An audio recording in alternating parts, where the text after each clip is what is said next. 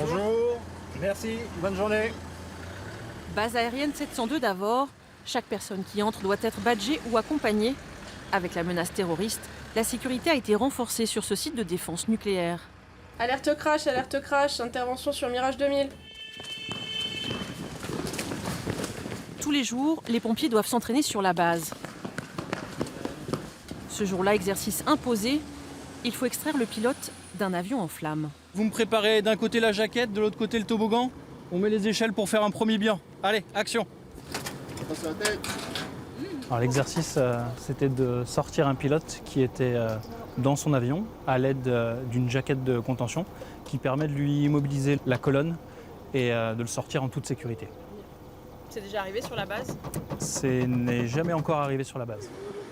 Tous ont choisi d'être pompiers de l'air. Une vocation particulière, il faut aimer l'aviation et être prêt en cas d'incident sur le tarmac. Pourtant ici, il y a moins d'interventions que dans le civil, seulement 200 par an.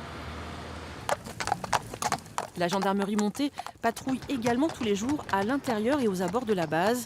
Les chevaux, sans souci et soliment, connaissent chaque recoin.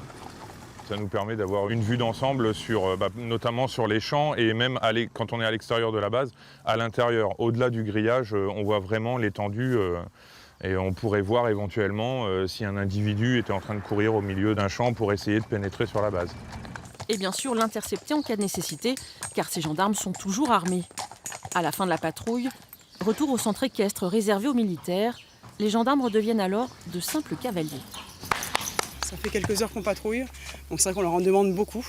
Et c'est des chevaux qui sont quand même très bien et qui se comportent très très bien à l'extérieur, sur les routes. On peut les emmener n'importe où. Et c'est quand même appréciable de travailler avec eux.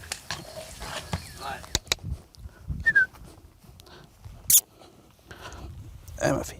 Voici Upsilon, une buse de Harris femelle. Malgré la présence rassurante du fauconnier, elle est un peu énervée par notre caméra. Je m'approche de vous. Son rôle est pourtant essentiel. Elle doit chasser les oiseaux qui gênent la circulation aérienne. C'est complètement Harris. Sur les avions à réacteurs, on a des dégâts qui sont très très importants et très coûteux. Donc là, on va faire une patrouille sur la piste pour contrôler qu'il n'y ait pas d'oiseaux dans les points critiques qui sont les points de décollage et d'atterrissage.